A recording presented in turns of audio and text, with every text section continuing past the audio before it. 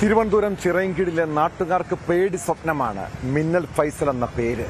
വധശ്രമം, പിടിച്ചുപറി, കൊള്ള ഉൾപ്പെടെ ഒട്ടേറെ കേസുകളിലെ പ്രതി. പോലീസിനെ പോലും ആക്രമിച്ച കേസുകൾ നിരവധി. കാപ്പ കേസ് പ്രതിയായ ഫൈസൽ കഴിഞ്ഞ ദിവസമാണ് ജാമ്യം കിട്ടി പുറത്തിറങ്ങിയത്. അന്നു മുതൽ എതിരാളികളുടെ നിരീക്ഷണത്തിലായിരുന്നു ഇയാൾ. പിന്നീട് എന്തായിരിക്കും മിന്നൽ ഫൈസലിന് സംഭവിച്ചത്? ഫൈസലിന്റെ മൃതദേഹം ചിറയൻകീഴിലുള്ള ആളൊഴിഞ്ഞ പുരയിടത്തിലെ ചെറിയ കെട്ടിടത്തിനുള്ളിൽ കത്തിക്കരിഞ്ഞ നിലയിൽ കണ്ടെത്തി. മൃതദേഹത്തിന് 4 ദിവസം പഴക്കമുണ്ടെന്നാണ് നിഗമനം. പ്രദേശത്തു നിന്ന് ദുർഗന്ധം വമിച്ചതോടെ നാട്ടുകാരാണ് പോലീസിൽ വിവരം അറിയിച്ചത്. ഗുണ്ടാ കുടിപ്പകയെ തുടർന്നുള്ള കൊലപാതകമാണോ എന്നാണ് പോലീസ് അന്വേഷിക്കുന്നത്.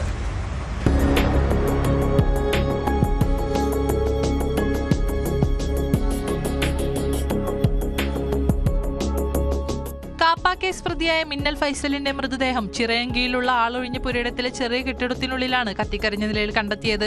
മൃതദേഹത്തിന് 4 ദിവസം പഴക്കമുണ്ടെന്നാണ് നിഗമനം. പ്രദേശത്ത് നിന്ന് ദുർഗന്ധം വമിച്ചതോടെ നാട്ടുകാരാണ് പോലീസിൽ വിവരമറിയിച്ചത്. അടുത്തിടെയാണ് ഫൈസൽ ജയിലിൽ നിന്ന് പുറത്തിറങ്ങിയത്. ഫൈസൽ കാപ്പ കേസ് പ്രതിയായതിനാൽ കൊലപാതക സാധ്യത ഉൾപ്പെടെ അന്വേഷിക്കുമെന്ന് പോലീസ് അറിയിച്ചു. ഫോറൻസിക് നടപടികൾക്കു ശേഷം കൂടുതൽ വിവരങ്ങൾ വ്യക്തമാകുമെന്നും പോലീസ് അറിയിച്ചു.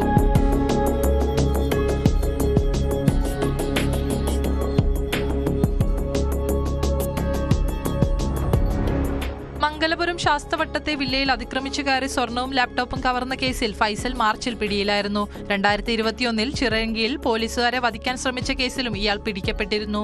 അടിപിടി മുതൽ പീഡനമടക്കം 20ഓളം കേസുകളിൽ പ്രതിയാണ് ഫൈസലെന്നും പോലീസ് അറിയിച്ചു. തിരുവനന്തപുരം, കൊല്ലം ജില്ലകളിലായി ഒട്ടേറെ കേസുകളിൽ പിടികിട്ടാപ്പുള്ളിയാണ്. ഒരു കേസിൽ അറസ്റ്റ് ചെയ്യാൻ കൊല്ലം ചാത്തന്നൂർ പോലീസ് 1 വർഷം മുൻപ് ശ്രമിച്ചിരുന്നു. അന്ന് 2 പോലീസുകാരെ ആക്രമിച്ച് കൊലപ്പെടുത്താൻ ശ്രമിച്ച ശേഷം ഓടി രക്ഷപ്പെടുകയായിരുന്നു. 20ഓളം ക്രിമിനൽ കേസുകളിൽ പ്രതിയായ ഇയാൾ 2023 ചിറയൻകീഴിൽ നടന്ന മോഷണ കേസിലും ഉൾപ്പെട്ടിട്ടുണ്ട്.